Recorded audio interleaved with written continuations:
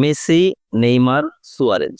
এই ৩ ত্রয়ীর কথা মনে পড়লেই আমাদের মনে পড়ে যায় ২০১৪ সালের যখন বার্সেলোনাতে এই ৩ জন একসাথে খেলতেন। মনে আছে? যে বছর তারা যোগদান করেছিলেন সেই বছরই তারা ট্রেবল জিতেছিলেন। সেই স্মৃতি আমাদের কাছে এখনো অনেকটা স্বপ্নের মতো। এই ৩ জন একসাথে খেলছেন, প্রতিপক্ষের জালে গোল ভরিয়ে দিচ্ছেন। সে বছর এই ৩ জন মিলে প্রায় ২৫৬টা গোল করেছিলেন প্রতিপক্ষের জালে। আর অ্যাসিস্ট করেছিল আরো ১৭১টি গোল। এখন এই ৩ জনই আবার একসাথে খেলার মতো একটা পরিস্থিতি তৈরি হয়েছে। এরকম মন্তব্য করেছেন স্বয়ং নেইমার নিজে। আর আপনারা জানেন ইন্টার মায়ামিতে মেসি এবং সুয়ারেজ দুজন এখন খেলছেন। গার্ডিয়ানের সাথে একটা সাক্ষাৎকারে মেসি তার আগামী দিনের পরিকল্পনা নিয়ে কথা বলেছেন। তিনি প্রথমেই আহ্বান জানিয়েছেন বা তিনি প্রথমে যে আগ্রহটা দেখিয়েছেন সেটা হচ্ছে যে ২০২৬ সালের বিশ্বকাপ তিনি ব্রাজিল দলের হয়ে খেলতে চান। আমরাও চাই মেসির মতো এত বড় মাপের একজন খেলোয়াড় তিনি যেন সেটা খেলতে পারে, কারণ মেসি একমাত্র প্লেয়ার আমার দেখা মতে যিনি সবচাইতে বেশি ইনজুরিতে ভোগে। তার মধ্যে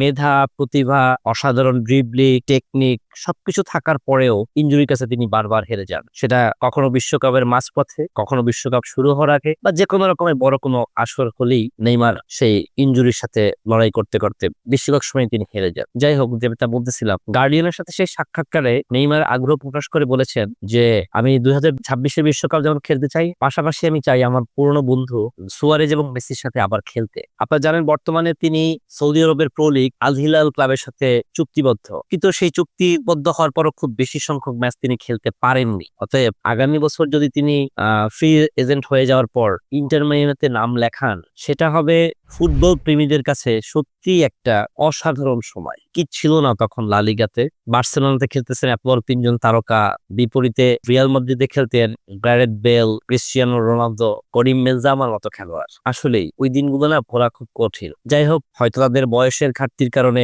এখন ফর্ম আর আগের মতো থাকবে না, কিন্তু তবুও এই ৩ জন ব্যক্তি যে একসাথে খেলবেন, তাদের মতো বড় খেলোয়াড়রা যে একটি ক্লাবে হয়ে আবারও খেলবেন, সেটার স্বপ্ন আমরা দেখতেই পারি। আর সেটা বাস্তব হলে তো কথাই নেই। ধন্যবাদ সবাইকে।